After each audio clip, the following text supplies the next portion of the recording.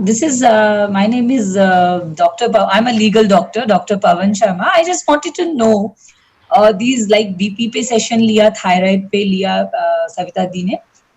These are generally lifestyle changes since I have also done BSc, zoology and little bit and pre-medical and medical also for a year. So little bit I feel that lifestyle changes में ही हमें ज़्यादा problems आती हैं after the menopause. BP और thyroid. But मुझे जब range से नीचे चीजें आती हैं, this is not for me, I am okay.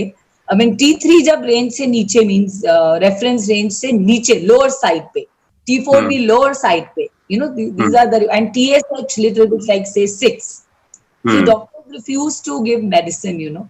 In my office most of the people used to come and show me the reports ki ma'am ko knowledge hai and all that. So, for me, like to explain people ki T3, T4, because I'm not a doctor, proper doctor. TSH high hai, but medication nahi hai. Since these are lifestyle, then what do they do? Same is the BP. BP shoots up only up to 140 to 85, maximum 90. So the doctors, WHO new guidelines are saying because of stress, the BP range is now 130 by 90. This is what Pant Hospital, LNJP, wherever I know the heads of the doctors, they told me. So medication doesn't start. So what do you suggest for such people? These are lifestyle changes, because medication एक बार शुरू हो गई तो रुकती नहीं है, thyroid हो या BP की हो. So this is the practice which allopathic doctors do, Okay, let's start with the first thing. पहली चीज रुक जाती है. अगर किसी का मेडिकेशन स्टार्ट भी हुआ रिसेंट ओरिजिन का है तो रुक जाता है, पहली बात. दूसरी चीज WHO की जो पॉलिसीज वर्ल्ड फार्मा को सूट करती हैं वो उसको अडॉप्ट करती हैं, जो नहीं करती हैं उसको नहीं करती हैं. हम देख रहे हैं कोविड में दे चेंज. कोविड में देख लिया बिल्कुल, यूएस ने अपना हाथ पीछे खींच लिया क्योंकि वो hydroxy. preparing a talk on the women issues, because my area of specialization, I have been a former secretary in the government. So my area is on women gender, my book, everything is women specific, women centric. So I'm working on the, COVID situation, women handling stress and all that. So that is why I thought I ask you, this, what can I do? इस चीज का ना देखिए, जो आयुर्वेद का जो सिद्धांत है, देखो एलोपैथी और आयुर्वेद कहाँ पे सबसे ज्यादा डिफर करता है. वो यहाँ डिफर करता है कि एलोपैथ मानता है कि दुनिया के सारे प्राणी सिर्फ एक ही तरह के हैं जी, और उनको एक ही तरह का मेडिकेशन देकर ठीक किया जाता है. आयुर्वेद क्या बोलता है कि हर आदमी अलग है, उसका कारण अलग है बीमार होने का. और अगर वो कारण हम आइडेंटिफाई कर लेते हैं तो हम उसके ऊपर काम किया जा सकता है. जैसे कि अगर आप कह रहे हो कि अभी आजकल आप भी शायद मेरा पुराना सेशन नहीं अटेंड किए हैं जिसमें हमने थायराइड के ऊपर बात किया था, और उसमें हम ये कहते हैं कि आप जैसे थायराइड का प्रॉब्लम जो है वो शहरों में ज्यादा हो रहा है. जी जी. और जो हम कॉमन इसमें कारण हम देखते हैं वो ये देखते हैं कि यहाँ पे स्ट्रेसफुल लाइफस्टाइल है, स्ट्रेस बहुत ज्यादा है. बिल्कुल, absolutely. And being a gland, thyroid being a gland, वो बहुत अफेक्ट होती है हमारे इमोशन से. एब्सोल्युटली. और फिजिकल एक्सरसाइज कम है. जब आप यही चीज थोड़ा सा गांव की तरफ लेके जाते हैं जहाँ पे लोग नेचुरली रहते हैं, वहां पे ये चीजें कम हो रही हैं. तो एक इंटरफेरेंस तो मैं ये निकालता हूँ कि ये stress is a big reason. अच्छा, दूसरा कारण यही है कि जो आपका आपने एक और पॉइंट रेज किया था, if I am not wrong, कि क्या करें जब तक हम बीमार ना पड़ जाएं. हम बीमार होने का इंतजार कर रहे हैं, हम सभी लोग कर रहे हैं. अगर आपका 140-90 बीपी आ रहा है तो आप कभी भी 1 घंटे का वॉक नहीं करोगे. वो आपका पहला इंडिकेशन है कि आपको एक घंटे का वॉक करना है. आपको अपना सॉल्ट जो है वो कम करना है और आपको तीखी चीजें नहीं लेनी है. और 190, और सबसे बड़ी बात है 140-90 पे आपको कंफर्टेबल नहीं होना है. You have to bring it down to 120-80. So 90%. देखिए, दो चीजें काम करती है बीपी हाई होने में, दो चीजें काम करती है, आप ध्यान रखिए. हम क्या सोचते हैं, बीपी से हमारे दिमाग में आता है हार्ट.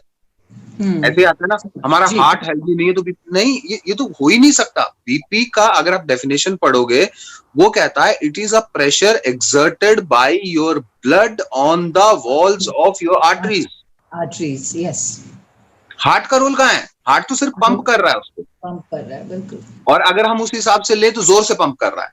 अगर हम उसको बेंचमार्क लें कि हार्ट के कारण है तो उसको जोर से पंप कर रहा है, तभी तो ज्यादा प्रेशर पड़ रहा है, तो आपका बीपी हाई जा रहा है. यस. तो वो कम तो काम नहीं कर रहा है. True. तो Very एक्चुअली true. ट्रू, तो Yeah, एक्चुअली yeah. आपको डराया जा रहा है, ये गलत बात है। एक्चुअली क्या हो रहा है, आपका बॉडी इतना स्टिफ होता जा रहा है, आपकी बॉडी की जो इलास्टिसिटी है ना वो कम होती जा रही है। जब आपके वेसल्स इलास्टिक नहीं रहेंगे, एक तो हो सकता है अंदर से फोर्स ज्यादा आ रहा हो, दूसरा क्या हो सकता है आपके जो वेसल्स हैं वो बहुत स्टिफ हो गए हैं। ठीक हो गया.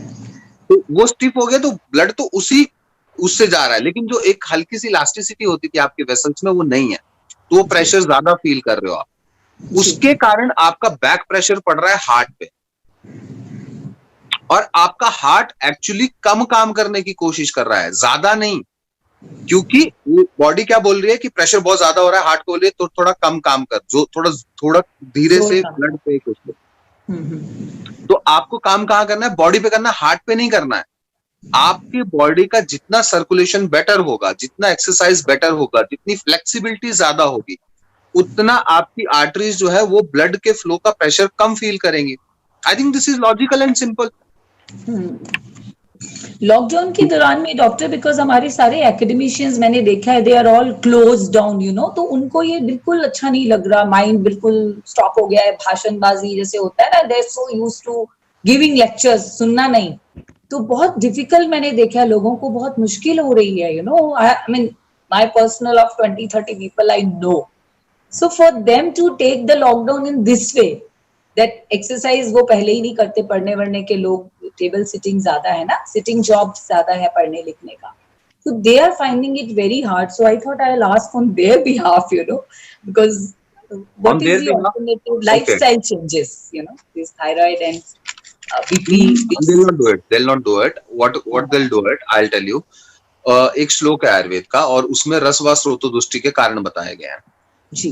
रसवा स्रोतोदुष्टि मतलब जब वो छोड़ दो, हम इसके दो तीन कंसिक्वेंसेस, मतलब 4000 साल पहले भी ऐसे लोग एग्जिस्ट करते थे, हमें आज के लोगों पे सारा ब्लेम नहीं डालना है। नहीं, बिल्कुल कम करते थे, आज ज्यादा करते हैं, लेकिन जब मैं वो श्लोक पढ़ूंगा तो उसमें सीधा सीधा कहा गया है, जब आप फिजिकल एक्टिविटी कम करते हो, मेंटल एक्टिविटी ज्यादा करते हो, तो रसवा स्रोतस जो है आपकी बॉडी का, उसमें विकार उत्पन्न हो जाता है, और जब उसमें विकार उत्पन्न होता है तो उसमें बीमारियां सुनना आप कौन कौन सी हैं, मोटापा, diabetes, blood pressure, excessive fat, और यही हम सब में हो रहा है,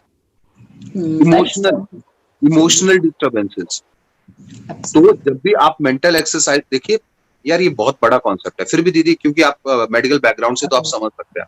हाँ जी। हमारा माइंड, जो हम खाना खाते हैं ना, उसमें प्रोटीन होता है, कार्बोहाइड्रेट होता है, फैट होता है, मोटा मोटा, बाकी माइक्रो न्यूट्रिएंट्स की मैं बात नहीं करूंगा। इन 3 चीजों से हमें एनर्जी मिल सकती है बॉडी में, कार्बोहाइड्रेट, फैट, प्रोटीन। इसमें से मेजर सोर्स जो रहता है हमारी बॉडी में एनर्जी का, दैट इज कार्बोहाइड्रेट। कार्बोहाइड्रेट में भी बहुत सारे एनर्जी के सोर्स होते हैं, सिंपल कार्ब्स, कॉम्प्लेक्स कार्ब, और फिर जब हम उससे भी अगले स्टेज पे जाते हैं तो डिफरेंट टाइप ऑफ शुगर्स रहती हैं, सुक्रोज, ग्लैक्टोज, इस तरह की, फ्रक्टोज, इस तरह की शुगर्स रहती हैं। हमारा माइंड जो प्योरेस्ट फॉर्म ऑफ एनर्जी है, दैट इज ग्लूकोज, एब्सोल्युटली करता है। अगर आपका मसल तोड़ के आपको एनर्जी दे रहा है, उसको आपका माइंड यूज नहीं करता है। अगर आपका फैट डिसॉल्व होके एनर्जी दे रहा है तो आपकी मसल यूज कर सकती है उसको, माइंड नहीं करेगा। अभी इसमें प्रॉब्लम क्या होता है, जब हम मेंटली ज्यादा काम करते हैं तो we tend to eat a lot, क्योंकि माइंड मांग रहा है ज्यादा ग्लूकोज, और हम एज अ होल खाते हैं खाना। हम तो अकेला ऐसा 2 किलो ग्लूकोज नहीं खाते दिन में ना, हम तो 2 किलो भोजन खाते हैं, उसमें फैट भी होता है, प्रोटीन भी होता है, बाकी चीजें भी होती है, उसमें से वो ग्लूकोज तो ले लेता है, लेकिन जो बाकी की चीजें बची उसको यूटिलाइज करने के लिए आप कुछ नहीं कर रहे हो जी। तो जितना आप मेंटल वर्क करोगे उतना आपको फिजिकल वर्क करना पड़ेगा, ताकि एक तो जो ग्लूकोज हमारे माइंड को चाहिए वो मिल गया जी, फिजिकल नहीं, और हाँ, और जो बाकी चीजें हमने ज्यादा खा ली, वो ज्यादा ग्लूकोज देने के चक्कर में वो हमारी बॉडी उसको मेटाबोलाइज कर ले, नहीं तो वो बॉडी में पड़े पड़े हमें विकार उत्पन्न करेंगी। It's very technical, I don't know कितने लोग समझे होंगे, बट अगर ये समझ लिया ना, because I understand it will be difficult for all of us because context different है ना मेरा। Let's not talk, I think let's, I will maybe concept है तो ये बेसिकली हम एक्सप्लेन करते हैं जब हमारे कोई कॉन्फ्रेंसेस होते हैं, तो ये उस लेवल का एक आंसर था जो आपने पूछा है। तो नॉर्मली डॉक्टर्स में तो ये आंसर हम दे पाते हैं। अगर आप लोगों को समझ में आया, मोटी मोटी बात यह है, जितना दिमागी काम बढ़ाते जाओगे उतना शारीरिक परिश्रम बढ़ाना पड़ेगा, खत्म बात। अदरवाइज आपको बीमारी से कोई नहीं चाहिए हमारे एजुकेशनिस्ट के लिए। I will try to arrange, because आजकल वेबिनार के थ्रू ही अरेंज हो रहा है, so I think that will be good, because India international बंद होने से all the top bureaucrats no जो वहां अपना टाइम स्पेंड करते थे, like journalist, cabinet secretary, all of them it stop. So total functional जो एटीट्यूड, वो दे आर इंटेलिजेंट ओवर तो मुश्किल हो रहा है उनको। एक परफेक्ट सिनेरियो जो है ना, ये थोड़ा ज्ञान की बात हो गई, मैं खुद का बता देता हूँ। परफेक्ट सिनेरियो कभी नहीं आता लाइफ में। जी बिल्कुल। जब लॉकडाउन नहीं था ना, तब हमारे पास इतनी भागदौड़ थी, ऑफिस जाना था, ये करना था, वो करना था। We never had a time for exercise. सोच भी नहीं थी ना, इस तरफ ध्यान ही नहीं जाता था। अच्छा, अब we have a time for exercise but we don't have the resources, क्योंकि हमने ना एक्सरसाइज को एक बेंचमार्क दे दिया है। एक्सरसाइज मतलब जिम जाना, एक्सरसाइज मतलब पार्क जाना। अरे नहीं, योगा भी एक्सरसाइज है। जो बेयर मिनिमम एक्सरसाइज मैंने लाइफ में योगा अब किया है शुरू।